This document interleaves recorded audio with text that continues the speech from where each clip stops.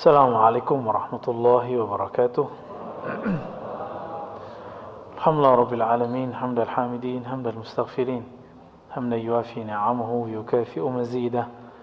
Asyhadu an la ilaha illallah, asyhadu anna Muhammadan abduhu wa rasuluh. Allahumma salli wa sallim wa barik ala sayyidina Muhammad wa ala alihi wa ashabihi wa li baitihi wa dhurriyyatihi ajma'in. اللهم إنا نسألك خير هذا الليل وخير فيه وخير بعده ونعوذ بك من شر هذا الليل ومن شر ما فيه وشر بعده ونعوذ بك يا ربنا من كل ما شر ما علمنا ومما لا نعلم آمين إنك أنت علم الغيوب والحمد لله رب العالمين وصلى الله على سيدنا محمد. Allahumma shalli ala sayyidina. Baik Bapak Ibu yang bukan Allah, kita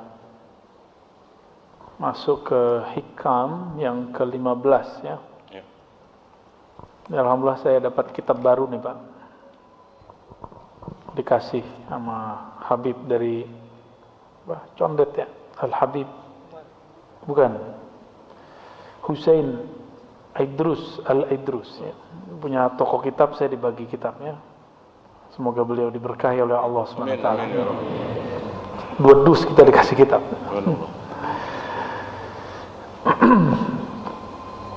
Kita masuk ke hikmah 15, bunyinya mimma yadulluka ala wujudi qahri subhanahu an hajabaka anhu bima laysa biwujudin ma'.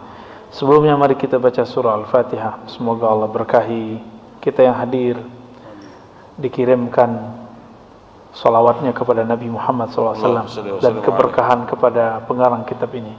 Al-Fatihah. Bismillahirrahmanirrahim. Ya Allah.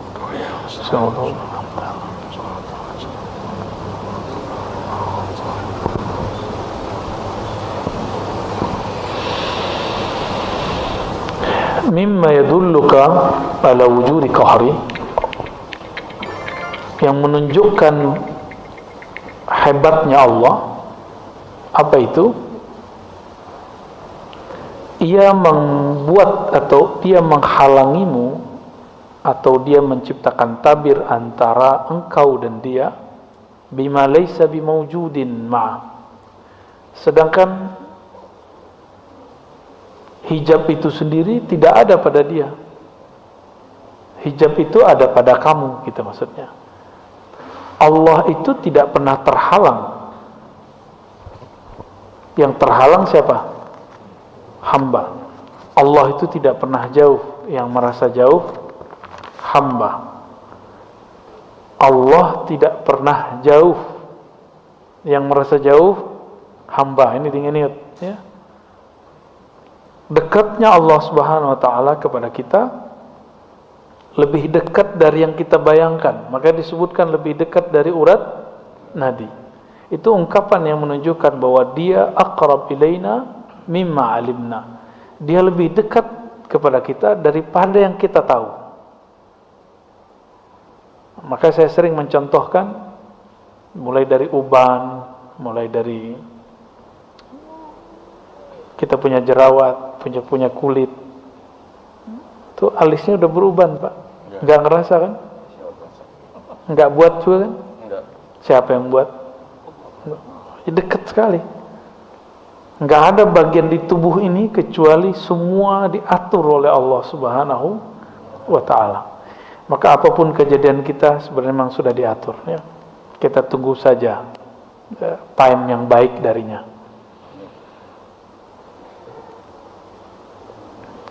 Sebelum Allah menciptakan alam, Allah gimana? Sendiri ya? Allah sendiri? Sekarang berdua apa sendiri? Yang bilang dua musyrik. Ya.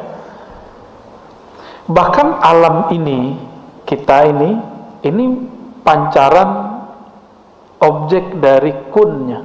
Kun itu keluar daripada kudrah dan iradah. Ya, masih ingat ya? Jadi Allah ketika berkehendak, maka kehendaknya keluar kalam kun. Jadi kita ini kun. Kudrah iradah itu sifat Allah. Efek dari kun itu namanya fi'il Allah, perbuatan Allah. Maka kita ini perbuatan Allah. Jadi sedekat apa kita kepada Allah? Sedekat perbuatan kepada yang berbuat. Ya, pusing deh ya. Ini masuk ke bab ma'rifat ya. Jadi emang bahasanya begini. Maka Imam Ibnu Ayyad ya, Ibnu Abbad di sini menukil ayat kullu syai'in halikun illa wajha. Segala sesuatu itu pasti binasa kecuali wajah Allah Subhanahu wa taala. Wajah Allah itu, nah ini bukan tauhid yang versi luar sana. Istilahnya sama, maknanya berbeda. Wajah Allah pada zatnya, jadi wajah itu artinya menghadap. Apabila Allah menghadap ke wajahnya disebut uluhiyah. Jadi apa yang ada pada zatnya? Keesaan. Allah Maha Esa. Lalu wajah Allah pada makhluknya itu namanya ciptaan. Maka ciptaan ini yang tidak menghadap kepada Allah, dia akan binasa.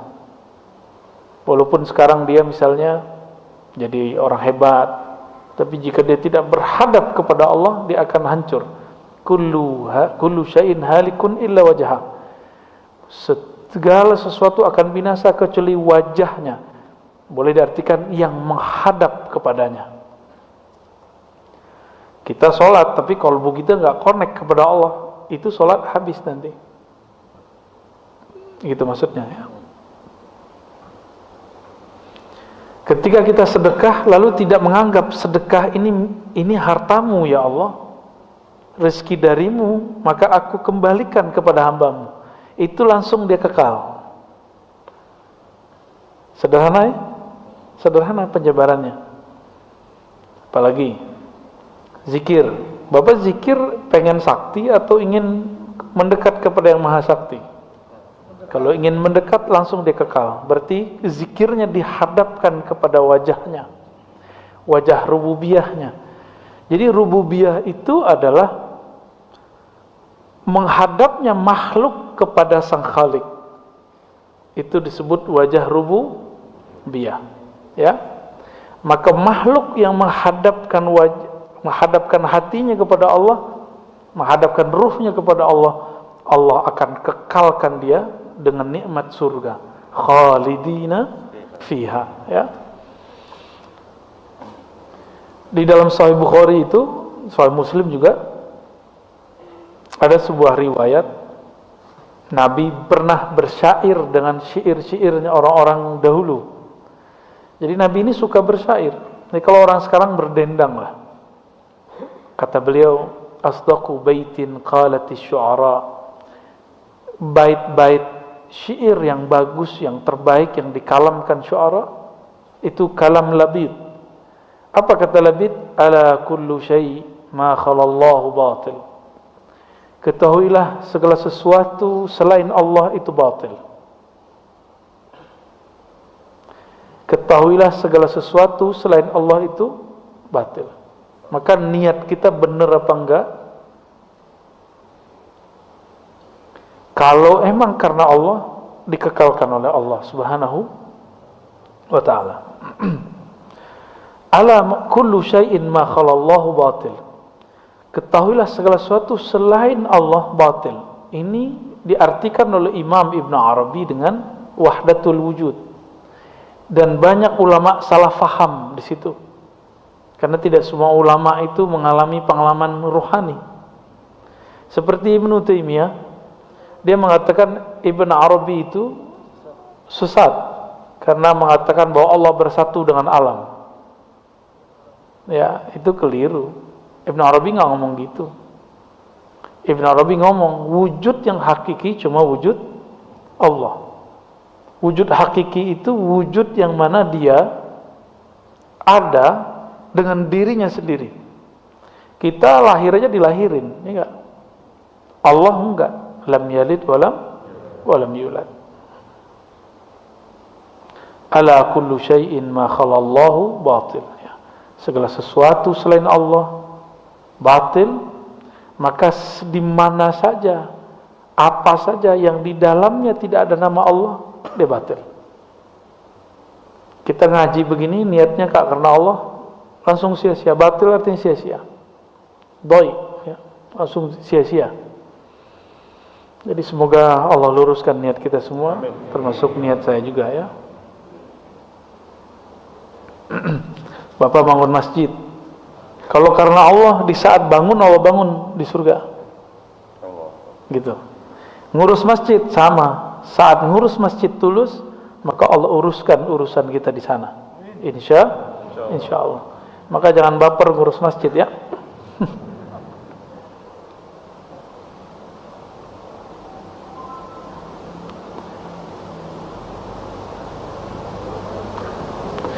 Imam Abul Hasan Syadzili pernah ngomong begini, inna lananzur ila Allahi bi basaril imani wal iqan. Kita memandang kepada Allah dengan pandangan iman dan yakin, maka kita nggak perlu dalil. Jadi orang yang minta dalil, bukti, berarti dia kurang percaya kepada Allah.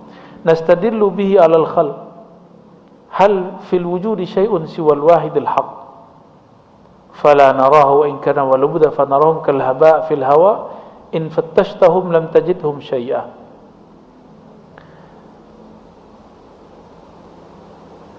Masa makhluk dijadikan bukti adanya khalik? Nah, ini versi ahli tasawuf. Ya, kita boleh garis ya. Ahli kalam atau ahli akidah disebut dengan mutakallimin ya, mutakallimin, ahli kalam, atau orang-orang yang sibuk dengan dalil-dalil. Ini sama aja, mau aliran Asy'ariyah, mau aliran Ibnu Taimiyah, sama. Mereka membutuhkan dalil. Dalil itu ada dalil teks, ada dalil alam atau ciptaan. Mana dalil ada Allah? Qul huwallahu ahad. Itu teks. Ayat sekian, nomor sekian. Lalu ada orang berdalil dengan ciptaan. Apa bukti ada Allah? Apa bukti ada Allah? Ada ciptaan. Ini versi mutakal. Jadi dia kemudian mengatakan karena ada ciptaan berarti ada Allah yang mencipta. Versi siapa? Oke. Kalau ahlul azwaq atau orang ihsan, ahli ihsan, enggak begitu. Allah lah dalil bahwa dirinya ada, bukan alam. Apa dalil Allah ada? Allah itu sendiri. Apa bukti madu itu enak? Cobain aja sendiri. Gitu. Nggak perlu pakai dalil gula, gitu, nggak perlu. Apa bukti bahwa air apa? Senangnya apa? Air kelapa. Air kelapa menyegarkan. Coba minum sendiri. Nggak perlu pakai misalnya perbandingan-perbandingan. Nah, orang-orang ini ahli kalam, dia butuh analog. Maka dia menganalogkan di sini, buat teori-teori, disebut kias. Buat kias-kias di sini. Dan Allah memang mengajarkannya, membolehkannya. Ya, boleh kita berdalil dengan kias. Allah kan nyuruh. Gitu. Lau kana fihima, seandainya di dalam pada langit dan bumi itu ada lebih dari satu Tuhan atau ada dua Tuhan, maka dia akan rusak, misalnya gitu. Nah, ini bentuk-bentuk silogisme yang Allah buat di Quran. Jadi apa bukti Allah ada? Ya Allah itu sendiri. Nggak perlu pakai. Nah, kita mau, misalnya bapak-bapak ini mau ngelamar seseorang, nanya, ini orang baik nggak sih? Karena kita nggak dekat sama dia, nggak menyaksikan, kita minta tolong orang bercerita. Berarti kita cari dalil.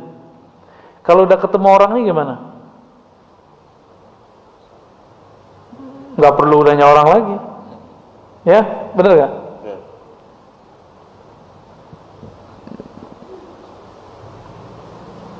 Fa'aghnana dzalika 'anid dalil wal burhan. Ya, karena kami percaya kepada Allah, karena Allah itu sendiri nggak perlu pakai bukti.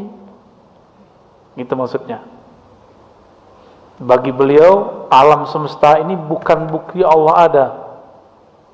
Justru karena Allah adalah alam ini ada. Dibalik. Ya. Bukti punya nyawa, badan bergerak, punya ruh, itu kata orang ahli kalam. Kalau ahli ihsan enggak, kamu hidup itu karena si nyawa itu, karena ruh itu. Itu maksudnya, ya.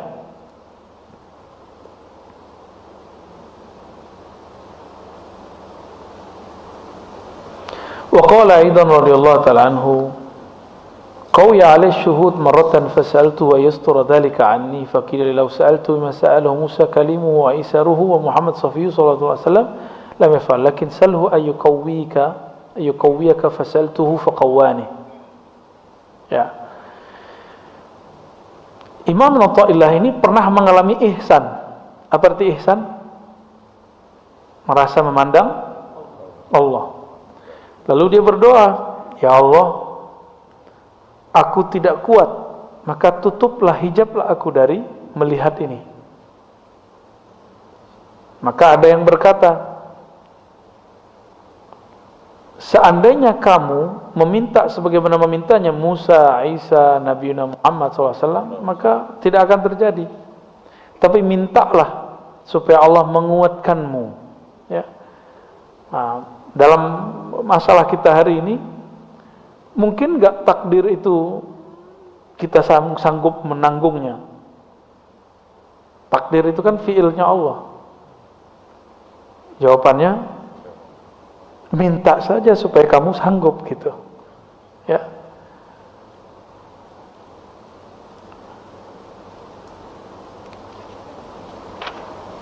Wah, ini agak panjang habis ini nih, ya. Oleh karena itu, teks kita yang menyebutkan tadi, tanda hebatnya Allah, Allah itu membuat penghalang antara kamu dan dia, kamu dan Allah, dengan sesuatu yang sesuatu itu tidak ada padanya, tapi ada pada kamu. Gitu. Allah butuh matahari nggak? Enggak. Tapi yang kita lihat, ini hijab. Hijab itu bukan berarti kayak penghalang begini, ini penghijab mata. Ada penghijab hati. Karena kita melihat matahari mengeluarkan cahaya. Dari cahaya itulah kemudian tumbuh-tumbuhan hidup, misalnya gitu. Berarti kita terhijab oleh matahari. Yang kita lihat mataharilah yang menyebabkan itu semua berkembang. Kita minum, kita terhijab oleh air, kita mengira airlah yang menyegarkan. Ini hijab semua. Ya. Jadi dalam bab ilmu ihsan dibalik. Jadi kalau saya minum, seharusnya saya memandang bukan airlah yang menyegarkan, tapi Allah. Nah, itu udah jadi sufi itu, Pak, ya. Gampang jadi sufi ya? Cobain aja.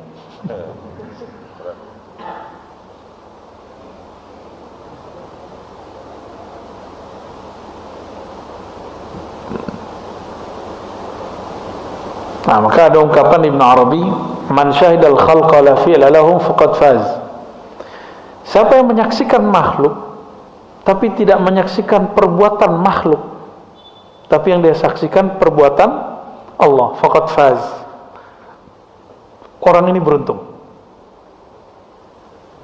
Wa man syahidahum, siapa yang menyaksikan mereka, la hayata lahum, mereka tidak punya hidup kecuali hidup dari Allah, faqad jaz, dia sudah lolos.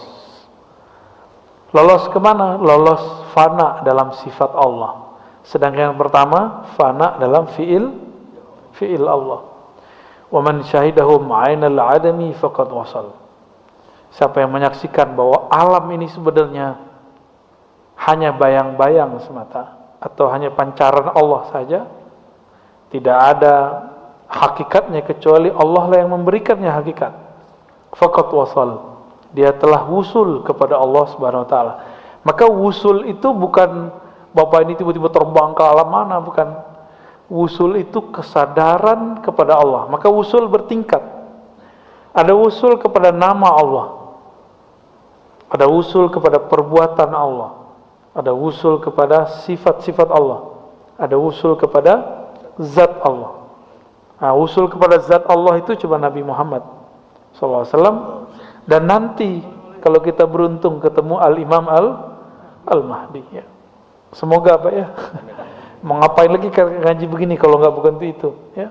Semua Nabi mengingatkan kaumnya kedatangan Dajjal. Maka pewaris-pewaris Nabi mesti menceritakan persoalan Dajjal itu dan Imam Mahdi. Makanya semenjak pandemi saya mulai bercerita banyak tentang Dajjal dan ya ini perintah dari Rasulullah langsung ya.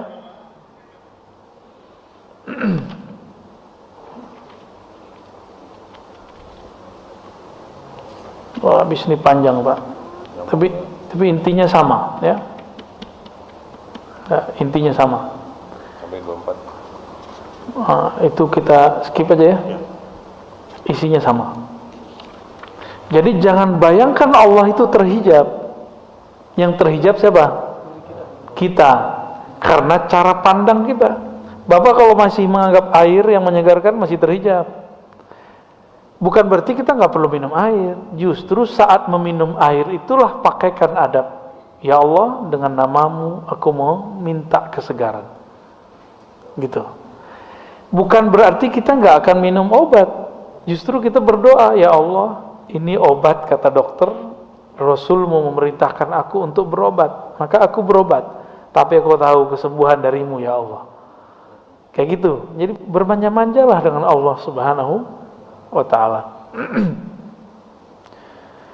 Man taraka ma taraka minal jahli ya, kita lanjut. Tidaklah meninggalkan kejahilan. Syai'an sedikit pun, man arada, siapa yang berkehendak menginginkan, ayyuhditsa fil waqti ghaira ma azrahu Allah fi, agar terjadi suatu misalnya khusyuk gitu ya, atau merasakan getaran-getaran kolbu, atau pengen misalnya mi'raj gitu, tapi sebelum saatnya, pengen jadi mursyid sebelum saatnya, itu gawat itu ya. Pengen jadi mursyid gak Pak? Pengen jadi mursyid gak? Tahu mursyid gak? Oh, yakin kuat. Menginginkan sesuatu sebelum saatnya itu namanya ambisi. Ya, menginginkan sesuatu yang enggak pantas kita inginkan itu namanya nafsu. Ya. Nah, ini banyak hari ini, ya. Saya dari kecil saya belajar zikir, belajar tarekat, itu banyak yang nafsu pengen jadi mursyid. Padahal tahu dia jadi mursyid itu berat. Ketahuan itu cuma di kolbu, tapi pikirannya enggak, nafsunya enggak. Orang-orang yang menginginkan sesuatu sebelum saatnya, itu berarti dia tidak meninggalkan kejahilan. Misalnya gini, orang yang ingin memetik pisang sebelum matang, rasanya enak enggak? Kira-kira begitu. Orang yang ingin menjual pisangnya sebelum matang sama dengan orang yang belum pantas menjadi guru terus jadi guru. Guru di atasnya mursyid. Belum saatnya dia jadi mursyid, dia mengklaim dirinya jadi mursyid misalnya. Maka nanti buah yang dia berikan kepada murid-muridnya itu rasanya sepet pasti. Ya. Ini yang ngomong bukan saya teringat kalam Sidi Abdullah Qumari yang kemudian dijelaskan ulang oleh Syekh Zakaria Al-Halabi, ya. Kawan dari guru saya, Kiai Ahmad Marwazi. Dan perlu diketahui, jadi mursyid gak jadi mursyid bukan masalah umur. tapi masalah pengalaman rohani. Ya. Mau lama tapi pengalamannya dikit dan tidak ada kedewasaan rohani. Ini kan ciri-ciri orang bukan nggak dewasa. Ciri-ciri orang tidak dewasa, childish secara rohani. Jadi dia badannya tua, tapi rohaninya masih bocah, masih anak-anak. Dia menginginkanmu istijabah doa sebelum saatnya, ingin mendapatkan getaran zikir sebelum saatnya, ya. Ingin memiliki sesuatu sebelum saatnya. Coba lihat anak-anak meminta yang belum umurnya, pernah nggak? Dulu pernah anak-anak nggak? Pernah nggak minta ke orang tua sesuatu yang bukan umuran kita? Hah? Beneran? Antum waktu kecil ingat nggak? Minta sesuatu itu bukan umuran kita seharusnya. Takut galak orang tuanya. Kalau saya sering dulu minta sesuatu yang sebenarnya itu belum umur saya minta. Nah, tapi dikasih tahu ini belum, ini tuh orang gede, kita paham. Anak kecil ini kan ada tipe yang bisa dibilangin, ada yang nggak bisa dibilangin.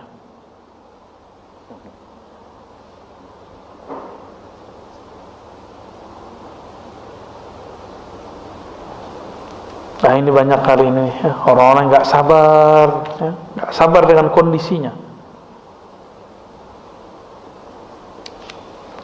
Yang pengen menikah sebelum saatnya, pengen punya anak sebelum dikasih, akhirnya jadi ya, yang belum dapat anak ya sudahlah, berarti memang antum belum jatah dapat anak, udah selesai itu, ya.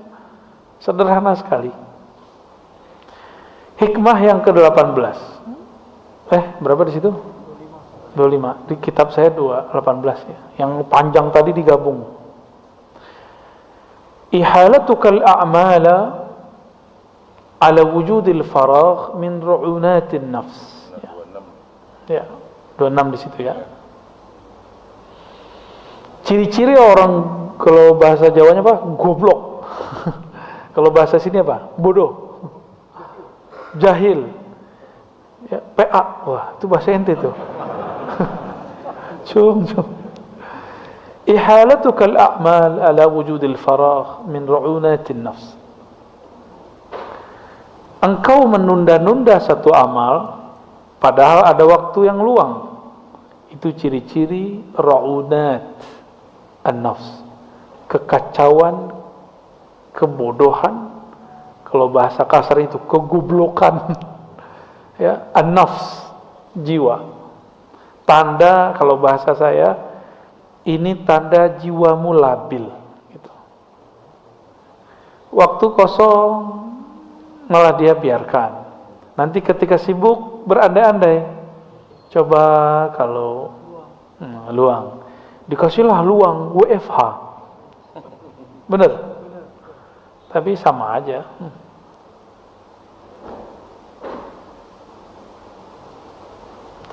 Waktu yang paling berharga untuk kita sekarang adalah waktu dunia. Ini Bapak nafas nih sekarang, ini waktu paling bahagia, paling berharga, qimah, ya, qimah aliyah. Kenapa kita sebut begitu? Karena ketika orang nanti masuk kubur, dia nggak sadar tahu-tahu dia dikubur. Nggak sadar tahu-tahu masuk kubur. Biasanya kan main handphone sambil nonton, pas bangun TV-nya kok nggak ada, nyari-nyari TV, nyari-nyari YouTube. Ketika itu terjadi, dia masih panik, tergantung kepanikannya seperti apa. Makanya biasakan bangun tidur tuh langsung nyebut nama Allah. Gimana caranya? Sebelum tidur sebut nama Allah, maka setelah tidur kita akan menyebut nama Allah. Ya. Kalau dosa, semua kita kan dosa, nggak usah pikirkan itu ya. Kembali saja kepada Allah Subhanahu wa Ta'ala. Di saat masuk ke alam kubur itu, di situ dia sadar, ya Allah, farji'na na'mal sholihan. Barang sebentar saja, tolong kembalikan aku. Berarti waktu yang ada sekarang ini yang disebut berharga faragh. Jadi ketika beliau mengatakan ihalatukal a'mal, kamu menunda amalmu saat kamu masih bisa nafas di sini, masih bisa hidup di dunia, ini pertanda jiwamu kacau, jiwamu tidak dewasa. Jadi nggak ada cerita lagi ya, malam nanti sudah harus witir minimal ya, tahajud lah kalau bisa. Kalau ketinggalan kotor, nggak ada cerita lagi, harus mulai kemudian beramal yang banyak. Dan amal yang paling bagus amal kolbu. Amal kolbu ada dua, ngaji dan membuang sesuatu yang buruk dari kolbu. Dua aja amal kolbu. Ini amal paling mahal, ya, yang membuat kita bisa bahagia di dunia. Kalau kita mentalak dunia, jadi dunia itu baru bahagia kita kalau kita mentalak. Mentalaknya di kolbu, bukan di fisik, Pak. Kita masih makan minum masih bagian dunia, ya.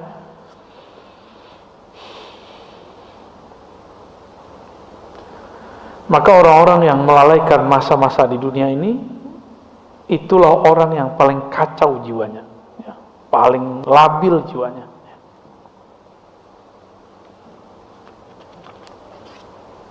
Nah, masih dapatlah satu lagi ya. Satu atau dua lagi nih? La tatlub minhu ay yukhrijaka min halatin liyasta'milaka fima siwah. Falau aradaka lista'malaka min ghairi ikhraj. Ini orang ngeluh, ya Allah, kapan saya khusyuk? Pernah gitu enggak? Ya Allah, kapan kamu? Banyak kan kapannya? Benar? Nah, apa jawaban Ibnu Thailah? Nih, kamu pahami. La tatlub minhu.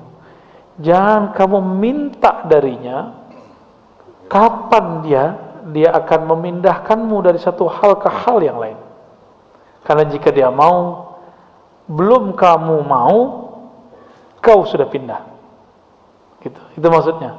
Sebelum engkau mau, Allah akan pindahkan dirimu.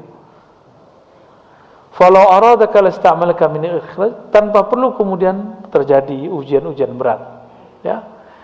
Wali-wali Allah ini kan misterius.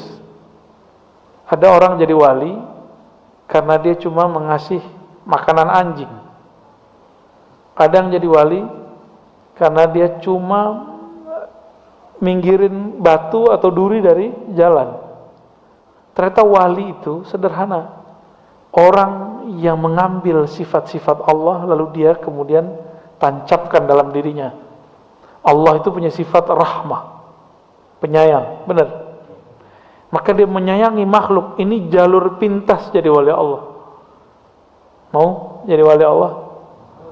Ya maulah kita ya. Dengan menyayangi semua makhluk, ya.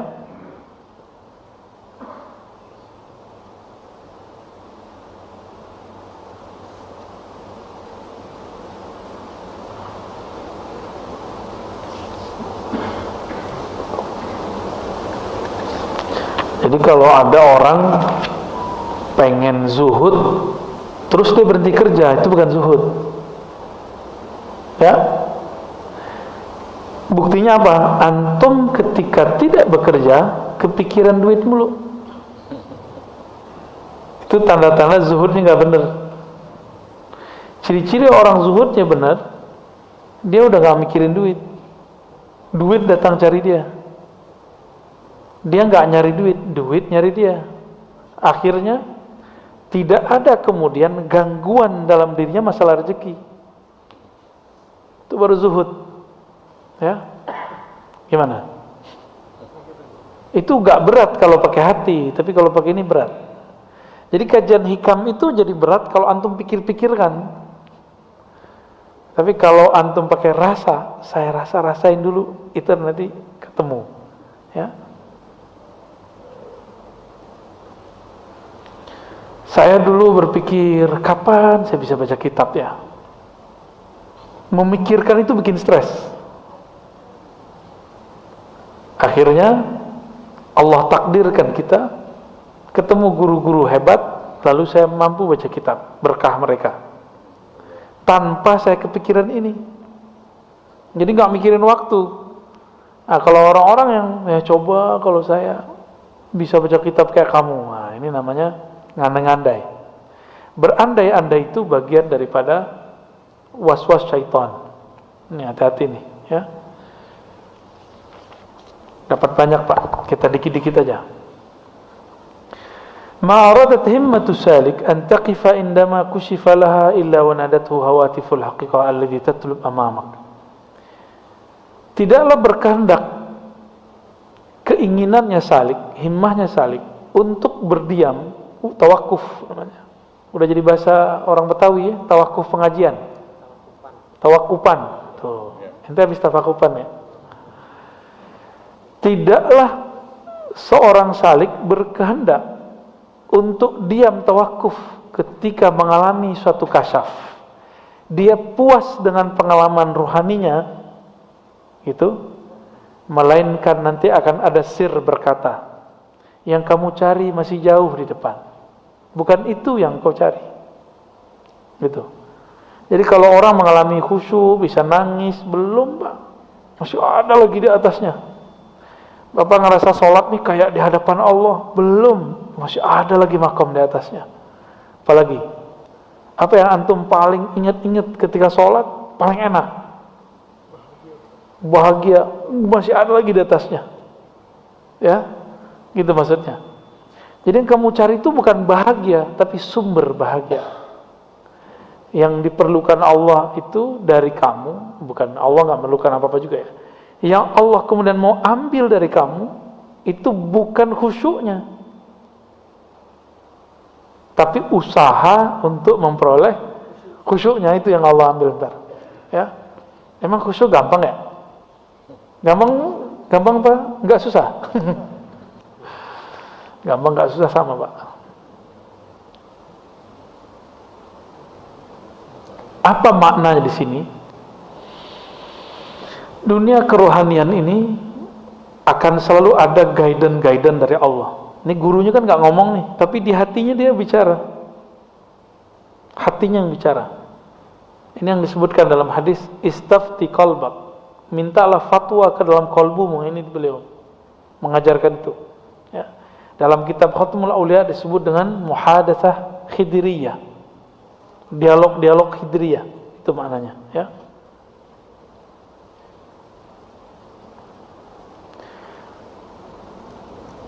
Maka di sini Imam Shustari namanya mengatakan fala taltafit fis sayri ghairan fa kullu ma siwallahi ghairun fattakhidh dzikrahu hisnan. Jadi kalau kita sampai di melewati satu perjalanan, tujuan kita mau ke Bandung, pas di tol jalannya bagus nggak? Pemandangannya bagus nggak? Berhenti nggak di situ? Kalau berhenti di situ berarti kita lupa dengan tujuan. Ya. Nabi mengatakan kun fid dunya ka'abiris sabil. Hendaklah kamu berada di dunia seperti orang yang abir. Abir itu yang melewati, sabil jalan. Ya, anak jalanan. Musafir. Maksudnya apa? Bapak pernah ke luar negeri, pasti sebagian. Kalau ke luar negeri bawa banyak koper gimana? Nggak usah keluar negeri, beda provinsi, bawa koper banyak-banyak, ribet nggak? Ribet. Itu koper, ada koper tanah, ya, koper rumah, koper rekening, koper apa lagi tuh? Koper kontrakan, tuh ya, kosmetik. Ini kopernya isinya tanah. Kita kalau kebanyakan tanah, Bapak itu mau pindah alam, susah bawanya. Karena tanahnya mau dibawa gimana? Berat Pak. Rumah tuh. Jadi yang punya tanah tuh wakafin lah, segera kemana kek diwakafin. Ya. Yang diem tanahnya wakafin ke orang. Wakafin ke masjid, ke yayasan, ke pesantren. Ya, segera Pak. Keburu mati, ditanyain semua. Dan mengerikannya di sana, Kekayaan kita itu diperiksa, kalau biasa mungkin setengah hari, sehari. Nabi Sulaiman itu 2000 tahun. Itu ukuran dunia, 2000 tahun di sana 2 hari. Tapi kalau kita diperiksa orang sekian jam, gimana perasaannya Pak? Pernah nggak? Lamanya bukan main itu. Oleh karena itu, apabila kita mengalami pengalaman spiritual, jangan asik dengan itu.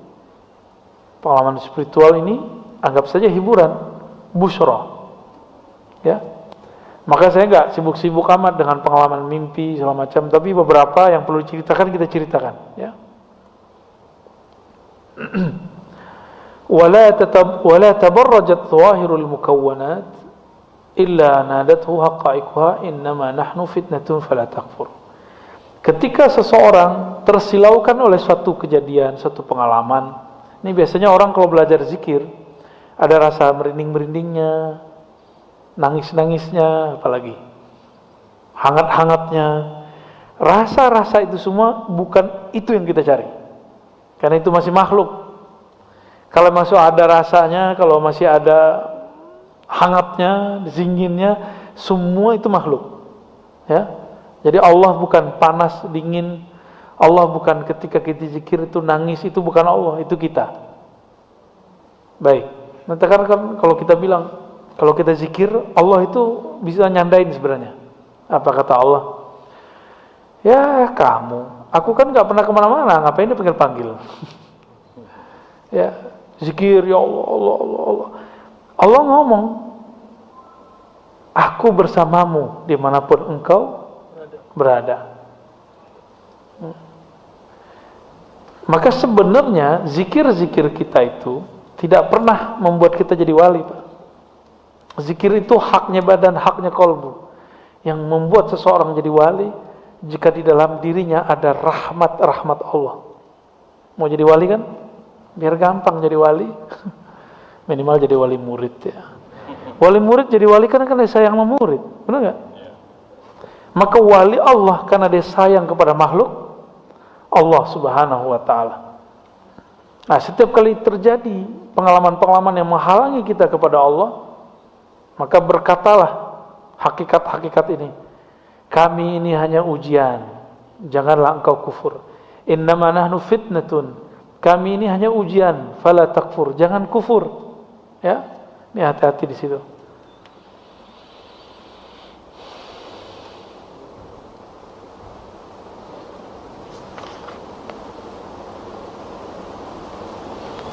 Ya.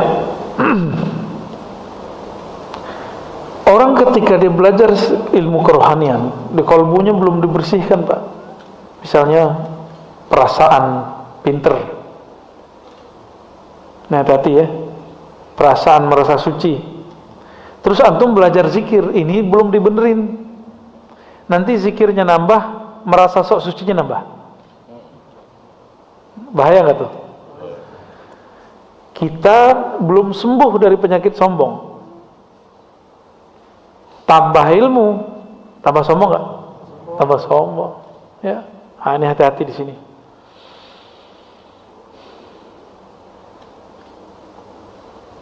Oleh karena itu, imam-imam kita mengatakan al-i'rad 'anil nas wa zuhdi fid dunya faqim ma'allahi bil muraqabah wal iltimas tawbati bir ri'ayah wal istighfar bil inabah wal khudu' lil ahkam bil istiqamah. Jadi yang harus kita lakukan adalah menghindar atau berpaling dari dunia. Nanti dunia yang ngejar. Nanti Bapak sampai capek sendiri ngumpulin dunianya. Ya. Dunianya ustadz apa? Ceramah ya. Nanti diubur-ubur orang terus Pak ntar. Ya. Jadwal. Ketika kita sudah bosan dengan semua jadwal, tambah banyak yang minta. Ya. Emang begitu. Bapak kan kalau udah kan katanya tua pengen hidup bahagia. Masa pensiun, apanya yang pensiun? Ya. Katanya nanti kalau anak-anak udah gede bisa jagain kita. Yang ada kita jagain anaknya, cucunya. Saya menyarankan nih teman-teman, nih mohon maaf ya, antum tersinggung aja ya.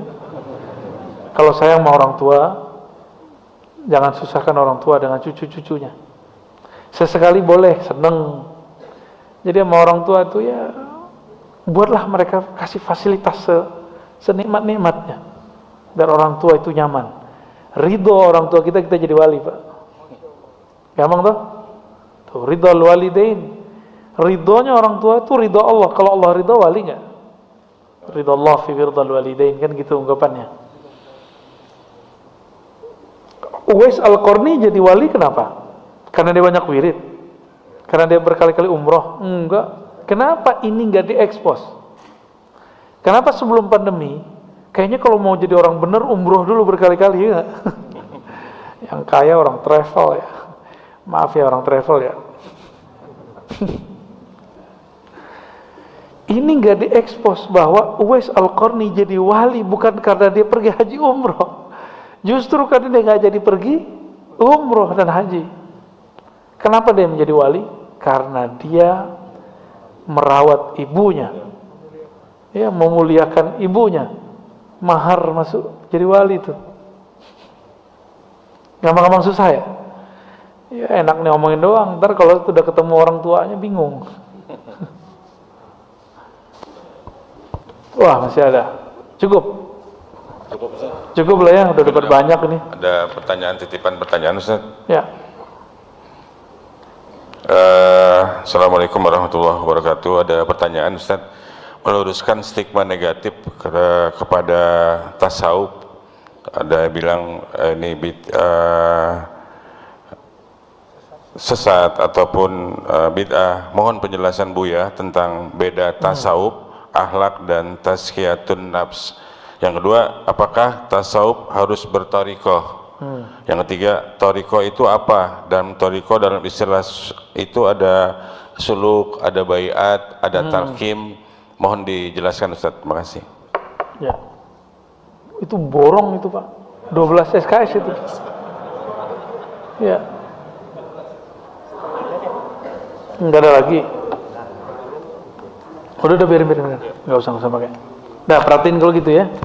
Coba antum melukis di kepala sendiri. Tasawuf itu lingkaran besar. Oke.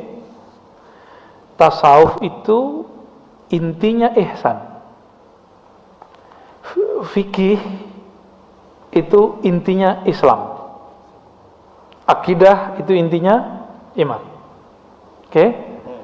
Tasawuf yang besar itu untuk mendapatkan ihsan, beribadah seakan memandang Allah, merasakan kedekatan Allah, apa yang harus dilakukan?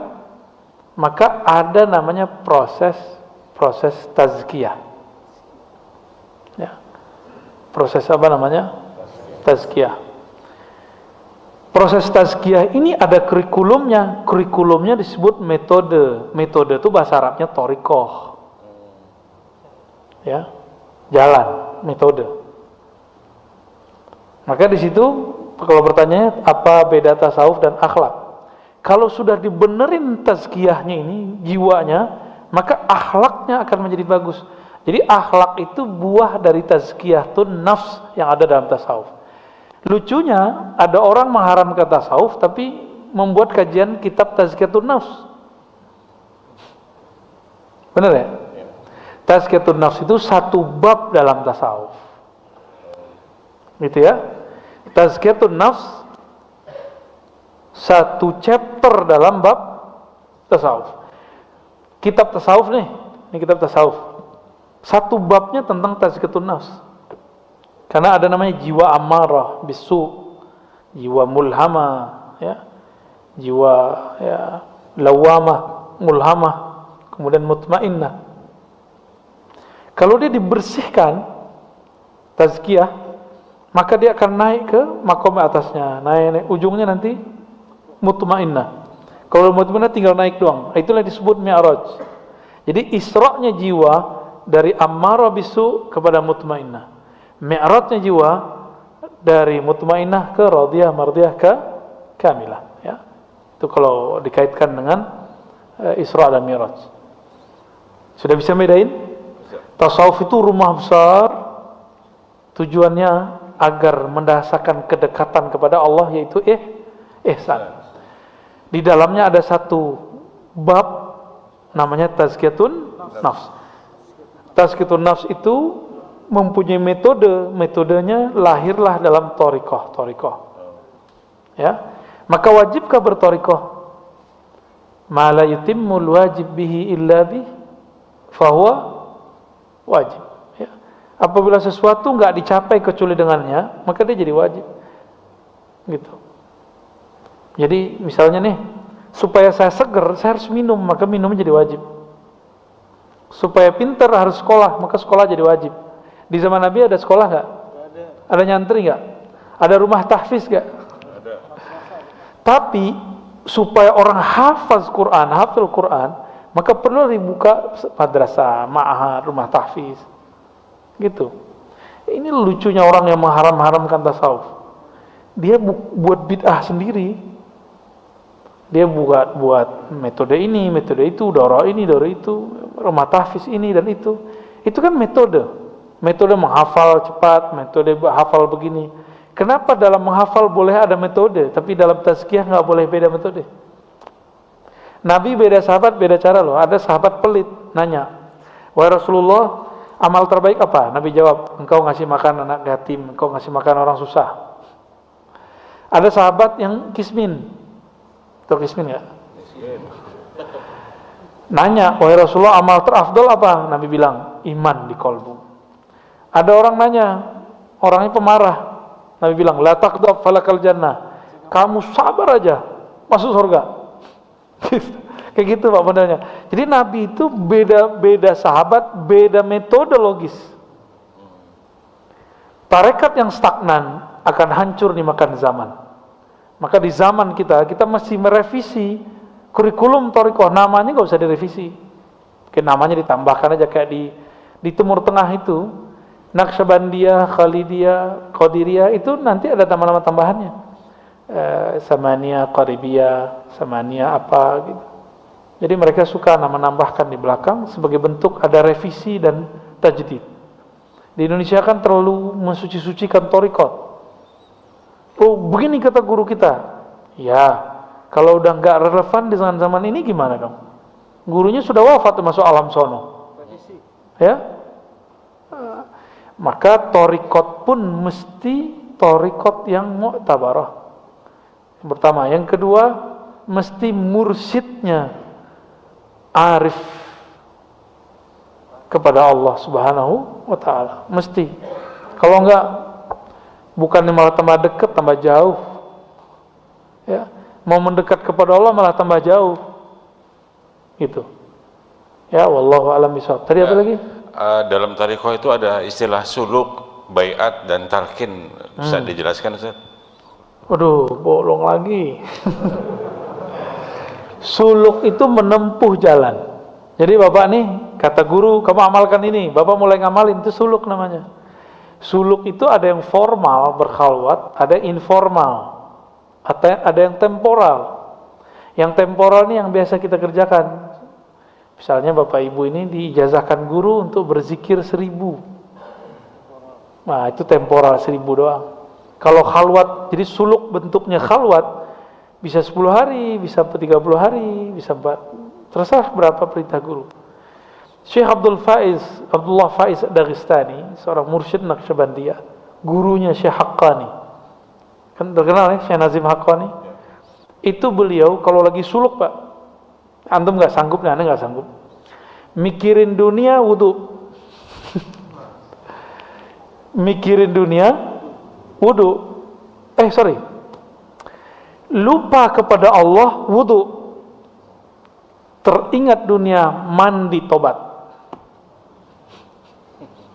Ya, itu thariqah beliau tuh. Jadi Naqsyabandiyah beliau sudah beda dengan Naqsyabandiyah sebelumnya. Di Naqsyabandiyah sebelumnya mandi cukup di awal mau zikir, mau talqin zikir. Beda dengan Qadiriyah sebelumnya, udah beda-beda tuh. Syekh Abdullah Faiz kemudian meringkasnya. Gitu. Kan nggak mungkin Pak, beliau ngajarin Bapak gitu. Ada yang mau belajar thariqah sama saya, ntar saya gituin gimana? Kamu lupa kepada Allah, wudu. Ingat dunia, Mandi, ya bisa mandi 50 kali sehari. Kita ini hidup di akhir zaman, insya Allah banyak rukhsah, Pak. Insya Allah banyak rukhsah. Yang penting tasdik saja kepada wali-wali Allah, ya. Nah, kitab ini kan yang nulis wali Allah, maka kita tasdik kepada isinya. Tasdik itu membenarkannya, ya. Jadi tidak ada lagi pertanyaan tasawuf ada nggak di masa Rasul, ya salam. Ya. Malam tadi saya mengkaji dari Alif Lam Mim sampai berapa ayat? 3 ayat ya. Sisi tasawuf dalam surah Al-Baqarah. Setiap ayatnya ada, Pak. Tasawuf itu membahas mulai dari bab niat, taubat sampai kemudian mahabbah ridha. Jadi kalau orang nanya, khusyuk masuk di tengah-tengahnya. Adakah tasawuf di Quran? Banyak. Setiap ayat sabar itu tasawuf. Setiap ayat syukur tasawuf. Setiap ayat ikhlas tasawuf. Setiap ayat-ayat yang menyebutkan amal ruhani, maka itu tasawuf. Gitu ya? Paham ya? Jadi masih mau nanya, ada tasawuf nggak di Quran? Ya itu tasawuf. Beres, cukup. Ustaz, ada satu lagi nih, Ustaz. Cukup, ada satu lagi. Pertanyaan, Assalamualaikum, dari Pak Taufik. Dalam menyebarkan dan menyampaikan agama Islam, dahulu Rasulullah telah memberikan dakwah suri tauladan tentang cara-cara berdakwah, menjalankan 3 kaidah berdakwah: hikmah, mauizah hasanah, kemudian mujahadalah billati ihsan. Pertanyaannya, fenomena yang terjadi sekarang, banyak ustadz yang tidak menjalankan kaidah dakwah yang dicontohkan Rasulullah. Kira-kira kenapa dan kenapa bisa terjadi? Yang kedua, hadis Bukhari mengatakan sampaikanlah walau 1 ayat, yang artinya kita semua pun juga dianjurkan untuk bisa berdakwah walau cuma menyampaikan 1 ayat. Yang pertama saya udah lupa. Fenomena yang terjadi sekarang, banyak ustadz yang tidak menjalankan kaidah dakwah. Oke, ya, cukup. Terus yang kedua, Ustaz, hadis Bukhari tadi sampaikan walaupun 1 ayat, dianjurkan untuk bisa berdakwah walaupun cuma menyampaikan 1 ayat. Mohon tips dan ilmunya untuk bekal kita dalam belajar berdakwah walau menyampaikan 1 ayat. Sekarang mah gampang, Pak, ada video dakwah, sebar video aja. Ya, dai-dai yang tidak dididik oleh gurunya, mursyidnya, maka mereka yang mendidiknya syaitan. Ya. Dai-dai yang dididik gurunya kan punya guru terus bersambung ke Rasulullah, pasti ada sifat yang mengalir ke dalam dirinya. Apa itu? Mengajar dengan mauizah hasanah. Orang ini banyak lupa bahwa dakwah itu bil urfi wa'mur bil urfi. Ajaklah orang dengan urf. Apa arti urf? Sesuatu kebaikan yang sama-sama dipahami oleh dia, itu disebut dengan urf. Itu dia. Maka jika ada orang berdakwah dengan sesuatu yang objek dakwahnya nggak ngerti, maka dia bukan berdakwah dengan benar. Adapun kemudian yang disebut dengan wajadilhum billati hiya ahsan, itu ke ahli kitab, apalagi sesama muslim. Ini kan sesama muslim aja saling membid'ahkan. Ya, termasuk aneh. Enggak, kita udah kurang kok, jauh. Saya semenjak pandemi udah jarang banget kok, kecuali dipancing-pancing dikit ya. Karena masih ada energi hot di dalamnya. Naik lagi. Kadang sih ya, kadang. Jika di kolbu itu isinya rahmat Allah, maka yang keluar pasti kasih sayang. Tapi jika di kolbunya ada kebencian, berarti selain Allah, maka dakwahnya isinya kebencian. Orang-orang yang ingin mengajak kepada Allah harus tahu dulu jalan kepada Allah, harus mengenal dulu jalan kepada Allah. Bapak mau ngajak saya ke Nikmah, Japos, nggak punya GPS, nggak pernah kesini, ketemu nggak ntar? Enggak. Ya, orang mau mengajak kenal Allah, tapi dia tidak mau menyelami nama dan sifat-sifat Allah, ya salam. Ya, nah ini perlu kita garis bawahi bahwa mudah kok jadi dai yang kolbunya bening itu. Warisi saja sifat Rasulullah, sallallahu alaihi wasallam. Yang kedua tadi apa? Satu Balighu anni walau ayat. Ini hadis sahih, pemahaman orang banyak enggak sahih. Dimanfaatkan loh oleh kawan-kawan kita yang berdakwah sebelum matang. Balighu anni walau ayah bukan berarti ceramah. Ya? Enggak mesti ceramah kok kalau dakwah. Emang Nabi maksudnya dakwah di ceramah di situ? Enggak kan? Kalau untuk ceramah, ngajar kitab, mesti punya kemampuan-kemampuan tambahan. Tapi kalau cuma mau menegur kawan, teman, ya pakai satu ayat boleh, satu dalil boleh. Tapi Bapak duduk di tempat saya ini, terus nanya macam-macam, nggak tahu dalil gimana? Kejadianlah seperti di Bandung, ada ustadz siapa namanya? Ditanya perihal yasinan, nggak bisa jawab, langsung bilang bid'ah aja. Ya. Yang paling lucu dari tahun 80-an, 90-an ini rame mengenai doa anak sampai ke orang tua, selain anak nggak nyampe. Sering dengar nggak dulu? Iya. Itu kan kacau itu. Itu orang ingin menyampaikan satu ayat, itu doang yang dihafal, tapi salah paham karena hanya mengenal satu ayat. Jadi tolong dibedakan ad-da'wah ghair al-fatwa. Fatwa, dakwah itu beda. Jadi kalau antum ini bukan ahli fatwa, nggak pernah belajar fikih, usul fikih, hadis dengan mendalam, cukup berdakwah dengan pengertian memberi motivasi.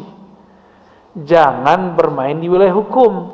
Ini baru hijrah 3 bulan lalu, sudah berani membid'ahkan ustadz yang sudah puluhan tahun bersama kitab-kitab yang gundul itu. Aneh Pak, sekarang betul-betul aneh. Baru hijrah kemarin, nggak pernah nyantri, kiai-kiai dibantah. Kalau saya yang dibantah wajar, kan saya anak filsafat katanya. Dia mau cari-cari kesalahan, tapi ya Allah ya. Saya filsafat 4 tahun, 4,5. Tapi saya ngaji hadis 15 tahun. Banyakan mana? Kalau dia ngaji hadas kali ya. Jadi kalau untuk menjawab fatwa, haram bagi orang yang hanya mampu berdakwah tapi bukan mufti atau mempelajari ilmu fatwa. Kalau saya nggak fatwa, saya cuma nukil fatwa. Ya, siapa Ar-Razi bisa fatwa? Ya? Saya cuma menukil fatwa. Mana fatwa-fatwa yang kemudian luput dari banyak orang, nah kita ulang. Masalah bank, saya nggak pakai fatwa saya sendiri, saya pakai fatwa Darul Ifta Mesir kok. Ya, asuransi segala macam itu saya pakai fatwa sana. Karena saya tidak memandang diri saya mampu berfatwa, walaupun dapat ijazah dari guru saya dan dibolehkan berfatwa. Ya, tapi saya nggak lakukan itu ya, belum saatnya lah, nantilah ya. Kecuali persoalannya tidak ada di zaman dulu, ada di zaman sekarang dan belum ada yang bahas, baru kita cari dalilnya sendiri. Kira-kira begitu ya. Jadi tolong dibedakan dakwah dengan fatwa. Dakwah boleh dengan satu ayat, tapi kalau fatwa tidak boleh satu ayat. Gitu ya. Khalas. Ada satu lagi sih tapi ini baru tanya. Simpan. Assalamualaikum Ustaz. Bertanya, apakah boleh kita membaca maulid tetapi kita menyingkat pasalnya hanya karena ingin mempercepat waktu? Terima kasih. Kan bukan Quran. Quran gitu maulid? Enggak. Ya boleh. Jadi boleh meringkas maulid. Berzanji itu berbeda dengan bacaan lain. Dia ulama beda lagi. Semakin kesini tambah dikit Pak. Ntar lama-lama jadi sallallahu alaihi Muhammad doang. Udah kejadian ya. Quran aja yang tadinya banyak 1 juz boleh dibaca cuma kulhu 3 kali, ya kan? Jadi nggak ada masalah. Jadi kitab-kitab maulid itu bukan kitab suci, itu cuma menceritakan tentang orang suci. Kalau itu diringkas nggak ada masalah. Ya, wallahu a'lam bishawab. Doanya pakai Fatihah aja ya. Ya, mungkin bulan kita beritahu Ustaz bulan depan berbarengan tanggal 21, kita tidak membahas masalah hikam, cuman berbarengan dengan peringatan Isra Mi'raj. Saya 21 nggak bisa kayaknya Pak. Oh nggak bisa ya?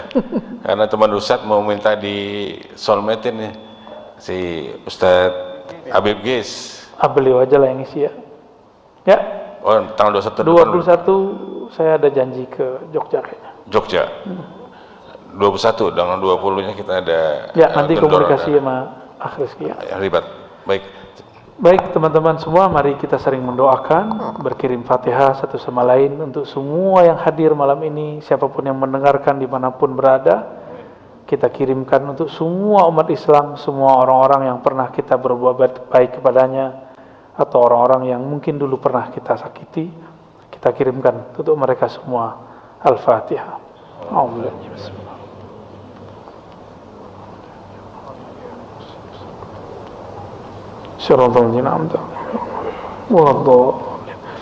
Semoga bermanfaat, semoga kita diridhai oleh Allah Subhanahu wa taala. Doa kafarah majlis, subhanakallahumma wa bihamdika asyhadu an la ilaha illa anta astaghfiruka wa atubu ilaik. Mohon izin tidak salam-salaman.